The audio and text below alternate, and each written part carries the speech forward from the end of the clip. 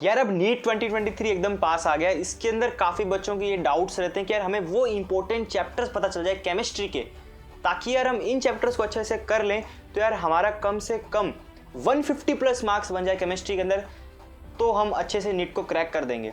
तो जैसे मैंने अपनी प्रीवियस वीडियो बनाई थी कि 120 प्लस मार्क्स फिजिक्स के अंदर वो कौन कौन से इंपॉर्टेंट चैप्टर्स है, जिसका लिंक मैं आई बटन पे भी दे दूंगा, वीडियो के डिस्क्रिप्शन में भी ऐड कर दूंगा, आपको वो वाली वीडियो भी देखनी चाहिए। तो सब बिना देख वीडियो को स्टार्ट करते हैं।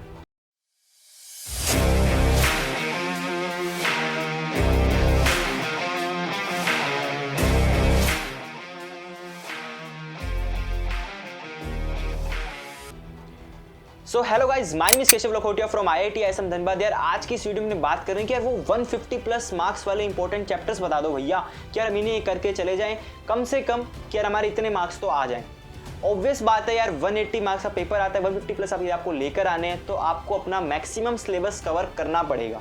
लेकिन किस तरीके से करना है, किस प्लान वे में चलना है, उसके लिए मैंने आप लोगों के लिए एक व्हाट्सएप ग्रुप की कम्युनिटी बनाई है, जिसपे मैंने सेपरेट वीडियो बनाई है, जिसका लिंक मैं वीडियो के डिस्क्रिप्शन में भी ऐड कर दूंगा, आई बटन पे भी अटैच कर रहा हूँ। आप जाके उस वीडियो को भी देख सकते हैं। इसके अंदर आप मेरे से इजीली व्हाट्सएप से कनेक्ट हो जाएंगे, जिसके अंदर आपको मैं अगले 1 महीने का फर्दर प्लान, शेड्यूल, रिसोर्सेज सब प्रोवाइड कर रहा हूँ, ताकि यार आपका फिजिक्स एंड केमिस्ट्री के कारण नीट बेकार नहीं जाना चाहिए।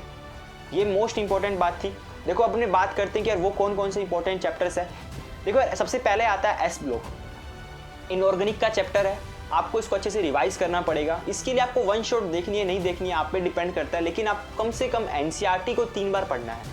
एनसीईआरटी को 3 बार पढ़ना है कम से कम, ठीक है। जितने भी इनऑर्गेनिक के चैप्टर्स मैं आपको बता रहा हूँ उसमें आपको एनसीईआरटी को कम से कम 3 बार पढ़ना ही पढ़ना है, ठीक है। तो एस ब्लॉक के आते हैं 2 क्वेश्चन, डेफिनेटली फिक्स है।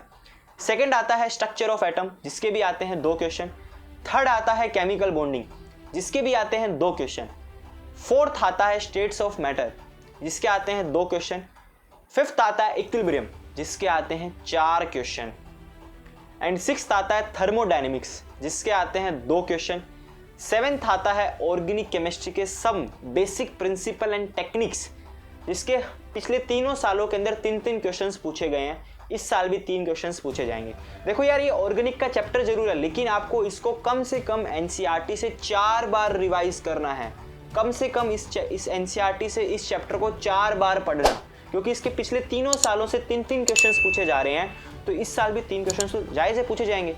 तो आपको कम से कम 4 बार पढ़ना है इस चैप्टर को एनसीईआरटी से। फिर अपने बात करते हैं 8th नंबर चैप्टर पे, वो आता है सॉलिड स्टेट, जिसके 3 क्वेश्चंस पूछे गए हैं। देखो इसमें आप वन शॉट वीडियो देख लेना। देखो फिजिकल केमिस्ट्री के जितने भी आपको चैप्टर्स बता रहा हूँ उसमें आप वन शॉट देख लेना और PYQ अच्छे से लगा लेना, और कम से कम एटलीस्ट 1 बार एनसीईआरटी को पढ़ लेना। फिर आता है 9th चैप्टर पी ब्लॉक, इसमें 11th के अंदर भी आता है और 12th में भी आता है। टोटल मिलाएं पी ब्लॉक को तो 4 क्वेश्चंस आते हैं, 2 11th वाले पार्ट से आते हैं और 2 12th वाले पार्ट से आते हैं, ठीक है। तो पी ब्लॉक के 4 क्वेश्चंस आएंगे। 10th आता है कोऑर्डिनेशन कंपाउंड, जिसके आते हैं 2 क्वेश्चन। 11th आता है अल्कोहल फिनोल ईथर, जिसके आते हैं 3 क्वेश्चन। पिछले 3 सालों में 3 क्वेश्चन आए हैं, इस साल भी 3 क्वेश्चन आएंगे ही आएंगे।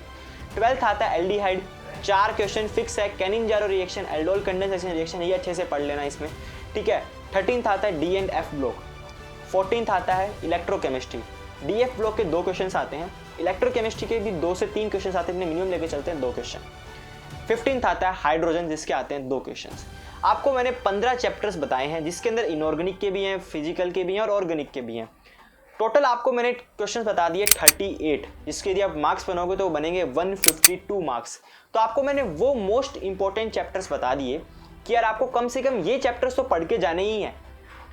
कम से कम ये चैप्टर्स पढ़ के जाओगे तो आपके इतने मार्क्स तो इजीली बन जाएंगे, और ये चैप्टर्स इतने डिफिकल्ट नहीं है। आपको बताता हूँ कि आपको किस प्रकार से पढ़ना है। देखो यार आपको जितने भी मैं इनऑर्गेनिक के चैप्टर्स बताए हैं उनको आपको कम से कम 3 बार एनसीईआरटी से पढ़ना है। उसके बाद आपको उनके पिछले 10 सालों के PYQ लगाने हैं, ठीक। फिर आपको यदि लगता है कि मेरे को फिर भी समझ नहीं आ रहा है, देन आपको वन शॉट पे जाना है। फिर अपने बात करते हैं यार ऑर्गेनिक केमिस्ट्री के अंदर। देखो ऑर्गेनिक केमिस्ट्री के अंदर आपको जो मैंने चैप्टर बताया some basic principle and techniques, इसके 3 क्वेश्चंस पूछे जा रहे हैं, तो आपको इस चैप्टर को कम से कम एटलीस्ट 4 बार पढ़ना है एनसीईआरटी से। फिर इसकी वन शॉट भी देख लेना, ठीक। एंड इसके पिछले 10 सालों के आपको वो क्वेश्चंस लगाने हैं प्रीवियस ईयर के। क्योंकि यार इस चैप्टर को इतना इंपॉर्टेंट क्यों दे रहा हूँ, क्योंकि यार इसके पिछले 3 साल से 3 क्वेश्चन पूछे जा रहे हैं, तो इस साल भी जायज़ पूछे जाएंगे। तो कम से कम यार इस चैप्टर को अच्छे से करके जाओ, ये 12 मार्क्स आपके छूटने नहीं चाहिए। फिर जो बचे हुए ऑर्गेनिक के चैप्टर्स हैं उनमें आप कम से कम एनसीईआरटी को 2 बार पढ़ना, कम से कम एनसीईआरटी को 2 बार पढ़ना और आप 1 शॉट इसमें देख लेना। एंड देन फिर आपको पीवाईक्यू लास्ट 10 ईयर्स के लगाने ही लगाने हैं। फिर अपने बात करते हैं फिजिकल केमिस्ट्री पे।